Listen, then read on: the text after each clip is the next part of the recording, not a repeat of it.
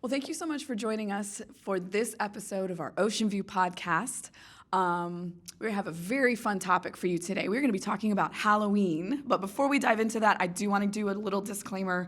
I was sick over the weekend, and so I now sound like this. But Pastor Jim did tell me that because we were talking about Halloween, maybe it works. I don't know. But I just wanted to say that up front because, we're authentic here. So I apologize for my voice, but it is what it is.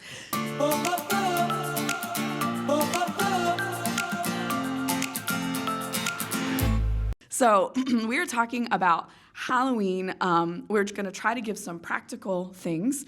We're going to try to maybe give some history behind it. But hopefully you're going to walk away with some new information and maybe some tips and suggestions on how to deal with it as Christians. So Pastor Terry, how do you approach Halloween? That's a great question, and it's always one where we get in the church a lot of families who really live through tension this week as we approach this day, because especially if you have young kids and that want to participate in a lot of different parties or events and activities, what is the proper response? And so I think there are a couple things, and before I start, I'll say this. One of the things I hope to accomplish in this video, Tori, is I hope that we can go through history. We can learn truth about it. Never history with you. No, never history. We can learn some history with it, some truth with it. We can learn the modern day, like how did we get to where we're at, because history is going to look a lot different than what we're doing today. But then at the end, and that's what I think is most important to most families, is what do I do with this? And what is maybe as a Christian, how should we approach it? And I think there are three different ways that people right now choose to approach it. I think we either choose to redeem it, and what I mean by redeeming is that yes, there are some unknown obstacles with regards to this quote unquote holiday. There are some dark things that we have heard about. There are some non-Christian things that we hear about, and so how can we allow our family to participate and be in culture with not being a part of culture? So we try to redeem it and bring light to it. That's first. The second thing is there's some Christian families that say, you know what, we're just not going to participate. We're going to reject it. So we either redeem or we reject it, and they take a stance against it, and they feel convicted about it, and that's what they want to do. And so we're going to talk about maybe some of the history and maybe why some of those families do that. But then I think a majority of those families and families who don't have an opinion yet, I think what really happens is we retreat from the conversation. And the reason why we retreat is we don't really have the knowledge. And so when people actually ask us, why do you celebrate Halloween? We don't really have great answers. And so because we just don't have the knowledge base of the history. That's the hope today, is that we're going to give that knowledge so that every family has the opportunity to make a hardcore decision with regards to how to approach Halloween. Okay. So I grew up in a church that we did not celebrate Halloween. And, we grew up in the 80s, so the 80s was an interesting era. But I grew up hearing it was a pagan holiday. It was part of the occult. I think I even heard Satan's birthday thrown around in there. So clearly, we're not well versed into actually what the history was. So why don't you share with us, what is the history of Halloween? It's great. And I think the way to approach this is there's a few categories, because I don't want to bore people with a ton of detail. But there is a Celtic and a Christian history to this, believe it or not. So let's start with the Celtic. Back in around the, I would say, 11th century. Now, some historians even go all the way back to the 3rd century with regards to this, and they're competing, and there's arguments to either side. So that's right after Jesus, to give everybody's perspective. Correct. Okay. And this is the first writings that we hear, and again, there's discrepancy as to whether they're true or not. But there were a group of... Actually, during his lifetime. I'm sorry, my brain's working now. That's actually during Christ's time on earth, correct? 3rd century, no, I'd say 3rd century would be like 200 plus AD. Gotcha. In the 3rd century. Now my brain is working. Yes. Okay. And so in that time period, you had pagan worshipers, usually in Ireland, is where the first reported kind of idea came from. And in this, they had this festival that was pronounced Samhain. And so Samhain was this the start of the winter season. And so back during these historical times, anytime you got to the end of the growing season and the cold winter and the days got darker, it was the uneducated belief that these were darker times that we're heading into. And so those that were maybe pagan worshipers, they believed that they were closer to the spirits because it got darker. And again, you're talking about an uneducated time, so they started basically focusing on the spirits called Samhain. Now, you might ask the question, well, so was this on Halloween? No. This actually wasn't tied to Halloween. It wasn't, when we say Halloween, October 31st, it really had no tie into that date whatsoever. It was on a calendar that rotated because it was always tied to the long, sometimes the darkest day or the growing season or how the calendar moved because the calendar shifted over time. And so during those time periods, it would be a different date for a few years. But Samhain really didn't last very long. It was the first blip of something of a pagan nature, and then it disappeared. And we really didn't see anything of Samhain for centuries. You mean as it being celebrated? As it being celebrated. We saw it pop up in the 3rd or 11th century as you saw it, but then it disappeared during the Middle Ages, and then, quite honestly, up until the mid-1900s, we really don't see much of Samhain being talked about from a Halloween perspective. So when you're talking about that, that's where possibly the pagan roots come from. That is, and it's very limited. If you notice, there's not a lot of detail to it because there really wasn't much detail to it. It was just pagans who tried to connect with the spirits or the dead because, again, it was dark. Shorter days. Explain that dark time. That was it. Yeah. It was very uneducated time periods. A lot of different thoughts. So if that's the pagan side, I know that there is. I do know the church does get involved a little bit at some points. Tell us a little bit about when did the church get involved and how did that happen? Yeah, this is fascinating because actually, if you truly want to say where does the history of Halloween truly come from, it really comes from the church. It comes from, and to be a little more specific, it comes from the Catholic Church. Because what ended up happening is that back, I would say, around the 6th, 7th century, some of the popes that were during that time, they wanted to, in essence, bring role models to the culture and the community.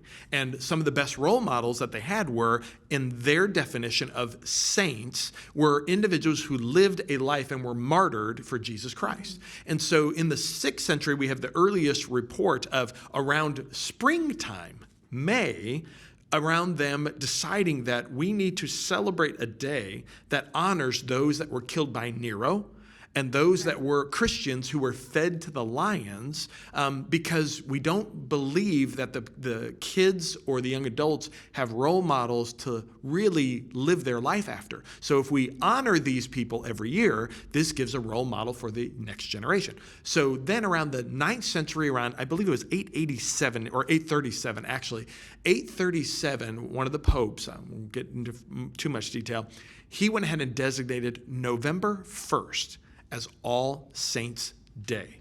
And that day was a day where the church would gather and they would celebrate and they would basically recognize those that have died for the cause of Christ. And it was a beautiful day, All Saints' Day on that specific day. Okay.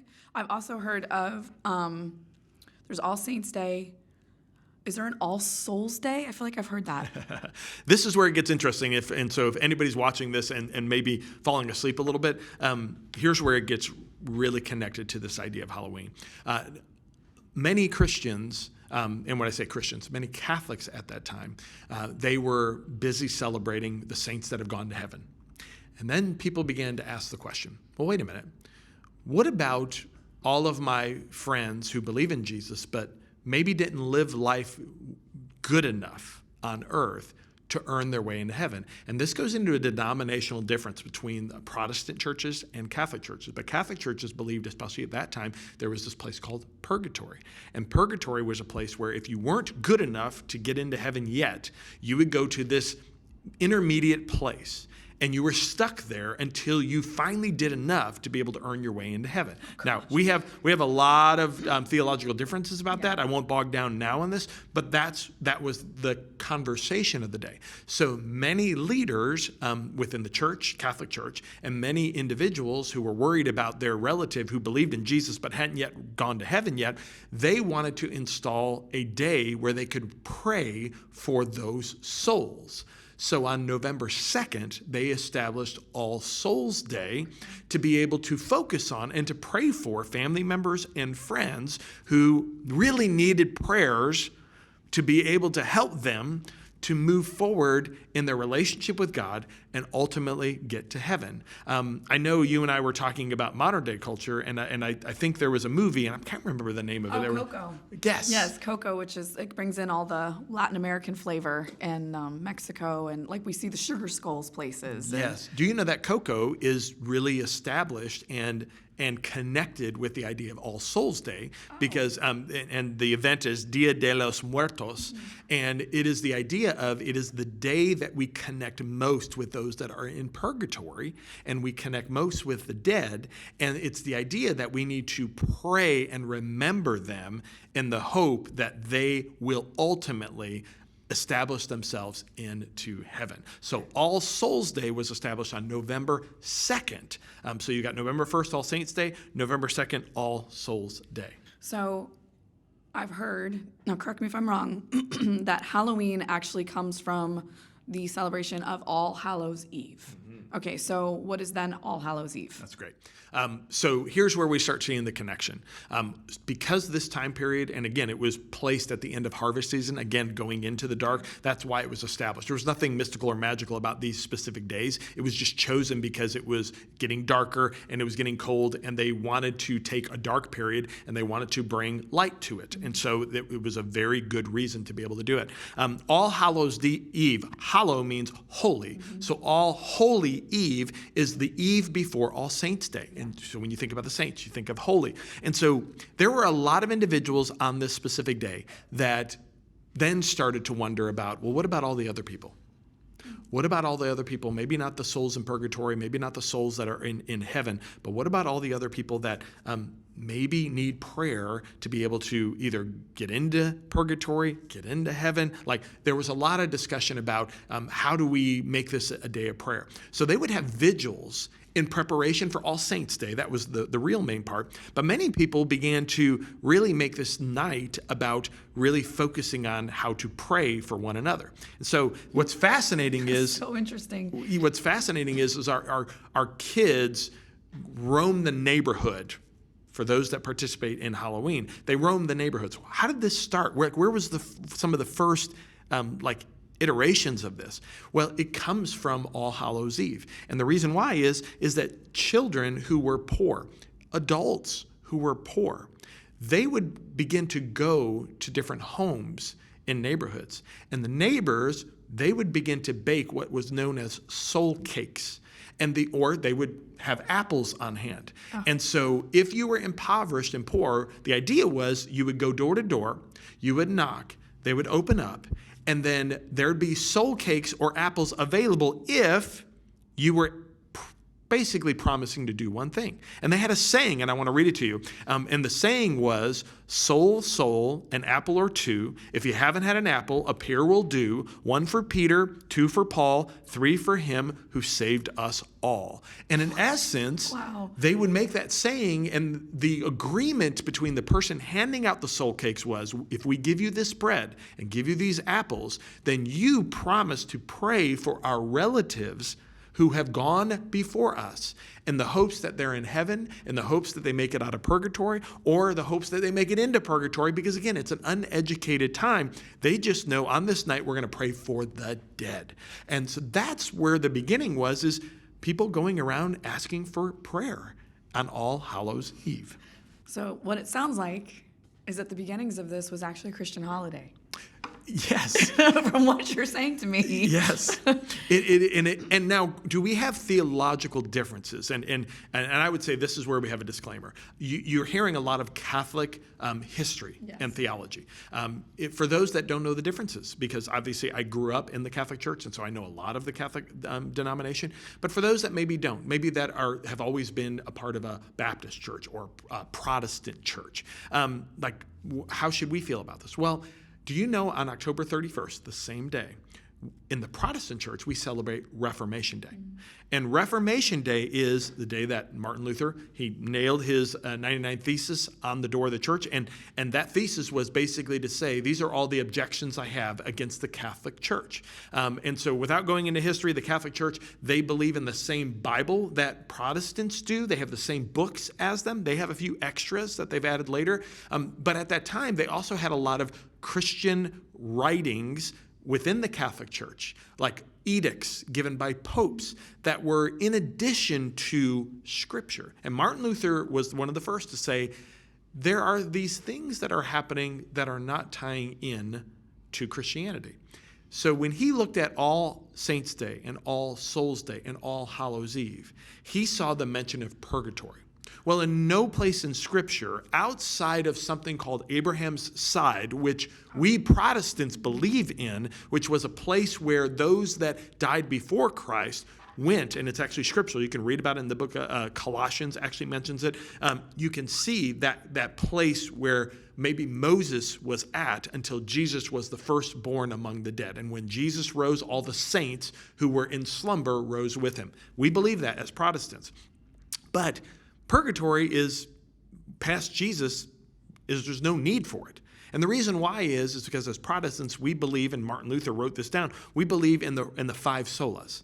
And the 5 solas are as follows. There's sola scriptura, solus Christus, sola gratia, sola fide, sola Deo gloria, which basically means Scripture alone, Christ alone, grace alone, faith alone, God's glory alone. And so if all those are true, which we know, there is no need to work out in a purgatory to be better. There's no need to pray for them to get better to get into heaven, because it's by faith alone, in Christ alone, by his glory alone. That's what it is. So you can see Luther. This is what he nailed on the door? Yes. On All Hallows Eve. On October 31st, he so said. His declaration and shaking his fist was Christ alone, Scripture. I mean, that's just amazing. Yeah, the 5 solas. And as Protestants, we should know those things because we believe in those things. And that's what separates us. And it makes sense because in our Scripture, it speaks to those truths. It speaks to Ephesians chapter 2, verse 8 and 9. For it is by grace, through faith, you have been saved. And this not of yourselves, it is the works and the grace of God only. I'm paraphrasing. Yeah. And you see that, and we believe in that truth. And so when he did that, it was an affront to the Catholic Church, as if to say, why are you having All Souls Day? Why are you praying for people in purgatory? When the truth of the matter is we should be celebrating on October 31st, the 5 solas. We should be celebrating our freedom through Christ. Wow.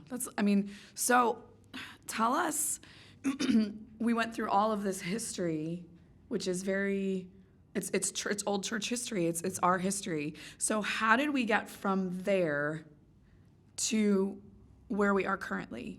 I love that question. And here's where I would say, if you're getting bogged down right now, if people that are watching, if they're getting bogged down by all the history and they're like, you're not answering my question. Like, where was candy coming from? Like, what?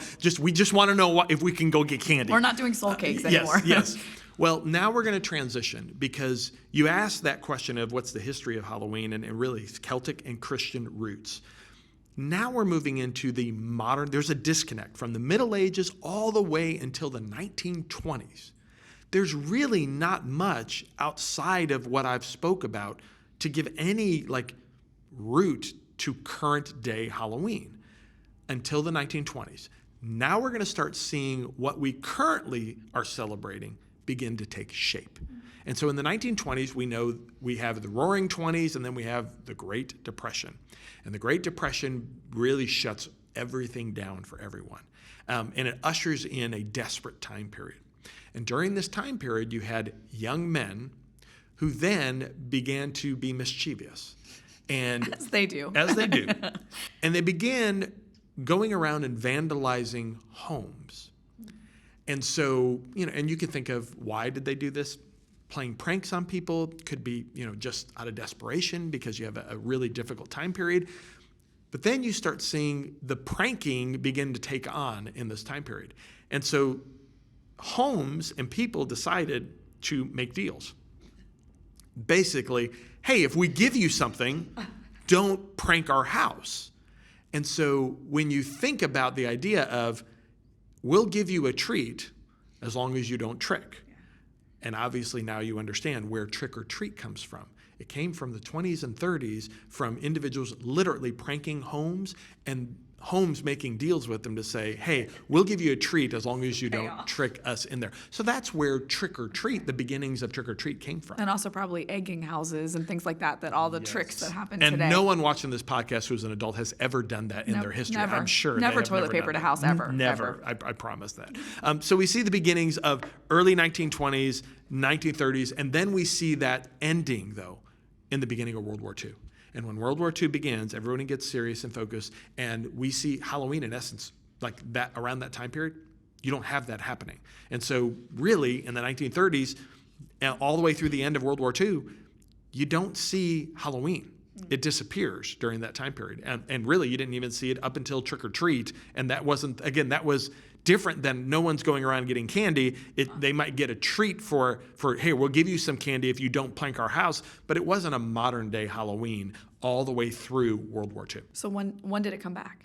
So at the end of World War II, manufacturers of the candy companies, they saw that families were handing out candy to help people not prank their homes. And they thought to themselves, kids really love candy, we can now manufacture candy again. And so it really was a marketing. It was, if we can market a day to where people would go into neighborhoods, and if people would hand them candy, then it would be a special day. Dress up if you want to dress up. And you might, as someone might ask the question, well, where did the costumes come in? A lot of that was 20s, 30s. It comes a little later, and we'll get to this. But you see individuals like trying not to get caught, so they might dress up in a costume, so that way they don't get caught. So you see the beginnings of this. So if we can get the kids to go around to the houses, we can make money on handing out candy. And that's really where the first modern day Halloween came from, with the trick or treat being the treats were handed out. And so it tied back to that Depression era time in Halloween. So this sounds like it was, other than possibly major pranks or looting, it sounded like it was kind of all fun and games, really. So where did it take, for our current culture, where did it kind of take a darker turn again? Well, unfortunately in the 1960s, you see a revolution happening in culture, and you see a revolution from a spiritual side. It was and really, if you do a deep dive into it, it was 1960s, and the sexual revolution and all that was a direct affront to the church. It was a rebelliousness against the 1940s and 50s growing up in church, do as you're told. And so you have the ushering in of the 1960s and the revolution of saying, we're not going to listen and we're not going to follow these rules anymore. And you had a lot of individuals then, in order to go completely against the church, they started diving into witchcraft. They started diving into Satanism. They started diving into deeper occult type behavior. And so and in essence, and here's where I think someone needs to lean in here and pay attention to this point. How did we get a connection between Halloween and like those dark spirit times? People don't realize that in the 1960s, they went ahead, and the group of witchcraft, paganism, those that wanted to follow this, they looked through history themselves to try and grab something where they could build their case for their belief system. So they went into the Celtic roots, Samhain, and they grabbed that. And we see Samhain pop up in the 1960s and 70s. The term, the definition begins to gain popularity again, not because it was always popular from the time that it birthed all the way through today. No, it disappeared. 1960s, they went and did their research, and they grabbed it to try to make it their mainstream. So it really is more of the cart and the horse flipping around. It was the 1960s revolution saying, we need something to tie our belief system to. Let's grab something from all the way back in the 3rd century, and some say 11th century. and make it our own. And that's where Samhain began to rise up again, and the whole idea of witchcraft, paganism, began to really pop up. You do have, and I will say this, in Salem and the witchcraft trials, you do have that time period. It was more regional in nature. It was not national in nature. So some people saying, well, what about the Salem witch trials? Yes, you do have those things, but again, it was a little bit more of an uneducated group of people, and it was the dark time periods. When you get to October, we're entering into the dark periods, not necessarily tied to Samhain, but really tied to the belief system that the colder months, the shorter days are days of evil. And that just continued all through history. Yeah, it's the whole light, dark. Light, dark. So you and I grew up in the 80s. So it feels like that's where Halloween kind of really exploded, it feels like. I mean, for us, I was actually watching a funny video on what it was like in the 80s with our crazy plastic masks that we wore, and then some parents would go to the extreme of like taking their whole candy thing to the x-ray machines to make sure there wasn't razors in them and things like that. So where it feels like it kept kind of taking a darker turn. Yeah. We unfortunately see in the 1980s, we see, again, the 60s, the 70s, leading to the 80s, we begin seeing the innocence of kids going out to neighborhoods and receiving candy. We're all of a sudden then starting to see this darker side that was developing from the sexual revolution. We're seeing the desensitization of culture start to move into Halloween. So the costumes begin to change from the innocent ghost to more darker themes. We're seeing more families then participating in, oh, it's no big deal. And so instead of you seeing teenagers wearing like simple costumes and something that is lighthearted, you begin seeing the darker costumes begin to come out, especially in the 70s, 80s as we move forward. And as you can imagine, when the 70s beget the 80s, beget the 90s, beget the 2000s, it's just continued where even today, Halloween, while many people don't like Halloween as at its core, the truth is that this has been a 5-decade desensitization of culture that has taken something that was very, very cute and candy company oriented and turned it into something much darker. Now that you go around to certain neighborhoods and you see some of the decorations and some of the costumes, you definitely see a mixture which confuses families to say, well, should I even support or be a part of this holiday? Yeah, so that brings me to the next question. It makes me think like, I look around my neighborhood actually, and there's things that are just very dark, grotesque, scary. Is that something that I should be afraid of as a Christian, with now the turn to kind of a little more of an evil focus?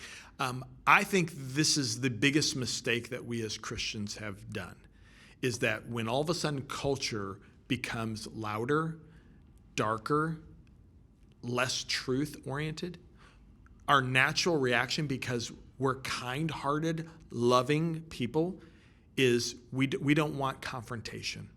And so our immediate reaction is to retreat. And that's what I mentioned at the beginning of this podcast is we retreat. And so we either try to, retreat from the conversation, or we retreat from the day altogether, or we retreat in our mind as to there are dark things and scary things, and I don't even like I don't even like going out at night. I want to very boldly encourage Christians. There is not a day on this calendar that is not the Lord's. We read Psalm 118:24. This is the day the Lord has made. We will rejoice and be glad. And October 31st, Halloween, is God's day. Nobody has taken it. Nobody has hijacked it. No power can control it. You can walk out boldly and proudly on this night, and you can proclaim, this is the day that the Lord has made, and there is no darkness that is more powerful than Christ in me. And so if you're a Christian and you're afraid of Halloween, stop it. Stop it. You are the Lord's, and he is inside of you, and you have the power to overcome anything that is in your way. So we should not retreat from this day. This day is ours. Now, I just want to clarify, you're not actually telling us to go out and proclaim into our neighborhood Psalm 118. No. This is the day. So how do we approach this day? Like, how do we, with everything that you've just said, how do we approach it? I love this. So let me give some practical hints, and this is where we get practical to today and age. How should we approach it? And I mentioned before that many of us retreat, many of us redeem, and many of us reject. Well, I'm going to touch on all three. First and foremost, we should stop retreating from Halloween. And how do we retreat? By not understanding it, not knowing the roots, not knowing the history. So today, if for those that have watched the whole podcast, hopefully they know, and I encourage you, do a deep dive, challenge me, go in the history, look at it from yourself. But no longer will we retreat. So then we have two choices. So when we don't retreat, we know the truth of Halloween. That's first and foremost. But what should we do? I want to say this to every family who even listens to this and says, Terry, I still don't feel comfortable with it. That's okay. Like, that's between you and the Lord.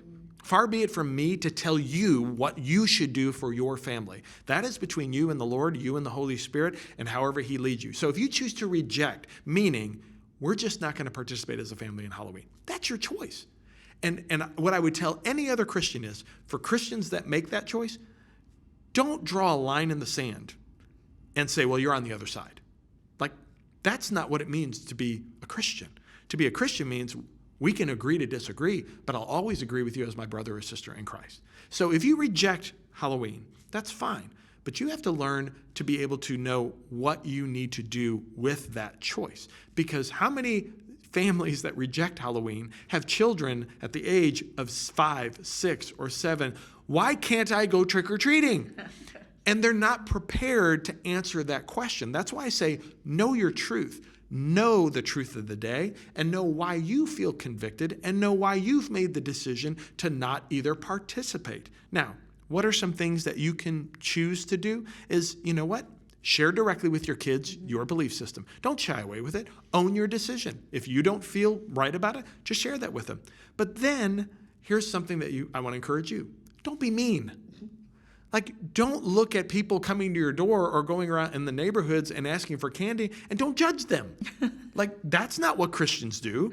And don't look mean, because I love our Christian friends, but I have dear friends that reject Halloween. And when Halloween comes, they turn all their lights off, they shut all the doors, but people can see them, and it's like. Don't do that. Don't be grumpy. Because that's going to perceived as like, my child is out here asking you for something and you don't even want to come talk to us. It's like, have a plan for how you're going to approach your decision if you choose to reject. And if you choose to reject, again, that is your choice. No one should judge you for it. That is purely your choice in your convictions. So how do we then, we've talked about rejecting, how do we then redeem it?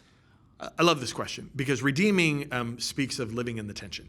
And living in the tension is, are there some some darker things with regards to the past that you've shared? Yes. But using our knowledge base and our connection, can we bring a light to the truth, which is this day is the Lord's. This day is not tied with anything that is false. And so we know what truth is. And so it gives us the opportunity on Reformation Day to be able to share truth. It gives us the opportunity to share with others. Do you know what else is on this day? Reformation Day. And do you know, it reminds me of what we can celebrate. So I think what we need to do is, very practically with our families, is we need to not participate in the things that we know were born out of the 60s, 70s, 80s revolution that are going darker. So do I think that we have to set boundaries around what our kids wear and what they won't wear? Absolutely. I know, Tori, you've done a lot of research in this, and you probably have a lot more practical tips for families when it comes to this. So I would ask you, what are some ideas of redeeming that you've kind of come up with? So I think you and I talked before, like one of the things that I feel like is such an opportunity for us as Christians is, what other day of the year is your entire neighborhood emptied out? Like, what an amazing time for us to get to know our neighbors, for us to be a light in the darkness, for us to be the cool house on the block that everybody wants to come to. I mean, all of us with kids know there's that one house that gives out the big candy bars. Or there's the one house that I think you had mentioned once you gave away hot dogs. Yes. Being on the front, we one time as a family, we chose to redeem this day. And so when our son was really young, before he could go out on his own or before we could take him trick-or-treating, we sat in our driveway and we pulled out a grill and we went ahead and we made hot dogs. And as families came by, we said, hey, you hungry? You want something to eat? And when we had friends and family that would walk by and like, oh yeah, like, give me a dog. And we would just sit and we would talk in our driveway. And many of the adults ended up hanging out in the driveway with us while their kids went around trick-or-treating, and it gave us the opportunity to be able to talk about why we're doing this, which shines a light. Yes. So I love that. And I mean, it'd be really cool if you are that fun house that gives out the big candy bars. Now, don't do this if you're skimping, but if you get the good candy, maybe go grab some Ocean Views inviters and hand them out. Like, what a great way to be a witness, be a light in this. Another thing that, like I think you just encouraged, this is a great opportunity to talk to your kids about good versus evil. Yes. And we can reflect that even in our, like you were saying, our costuming. We can reflect that in how we decorate our houses. Yes. We can reflect good versus evil. Yes. And something of nature. If we approach this day where we remember there's nothing scary about this day, that is a lie, because biblically and spiritually we know Christ in us, we have the power over every day. He's on the throne. So once we have established that, then we don't shrink back in fear. We have boldness. And one of the things that we can do is to be very clear with our kids with regards to what we will and what we won't do. We set boundaries, like you said, around the costumes. But then another thing that, a friend told me one time is with the scary things, I like to think of the fact of, that which is scary can never touch you. And so if you can place a boundary around the idea or that reality, then fear is something that you truly can battle on this evening and in this night and in your life, is to be able to say, you know what, I can see the things that are maybe light-centered, the idea of giving a smile on a child's face and giving them a candy bar. Those are lighthearted.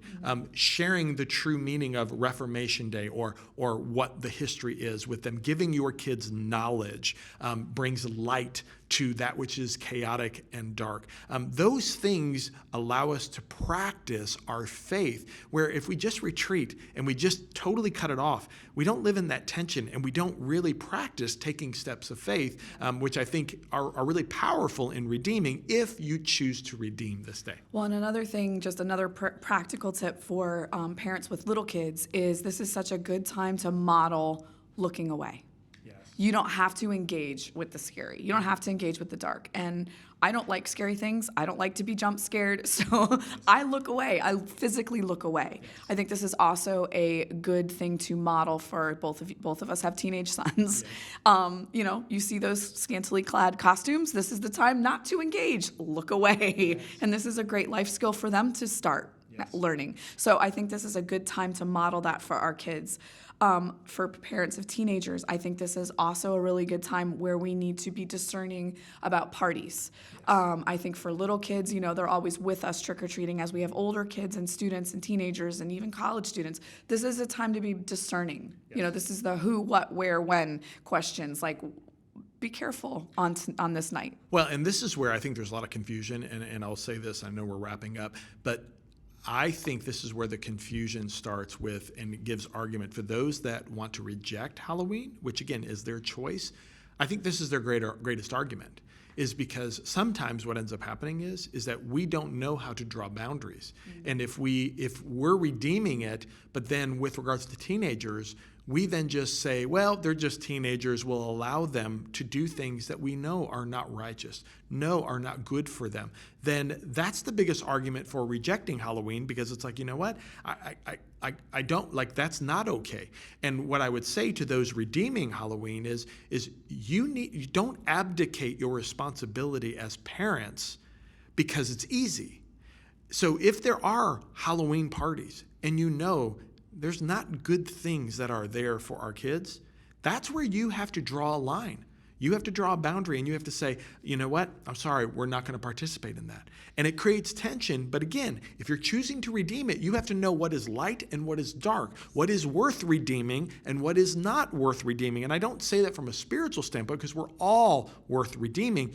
But there are some things that are celebrated that there is no redemption in that. Celebrating something that is evil or celebrating something or focusing on something that is evil is not righteous. And so we shouldn't be a part of that. We've got to be more involved and engaged as families and as parents, not just go, okay, we can celebrate Halloween. No, it's more nuanced than that. Yeah. Redeeming something means you're in it. You're focused on it, and you're not just opening up the door to all of culture. Because if you do that as a Christian family, then you're truly not redeeming it. You're just participating in all of it. And that, I don't think, is something we should do as Christians. Yeah, that's great. Well, thank you so much for joining us for this episode of our Ocean View podcast, all about Halloween. And we just challenge you, if you are redeeming this holiday, use this as a training ground for your kids. Use this as great discussion points for your family. So again, thank you so much for joining us, and we will see you next time.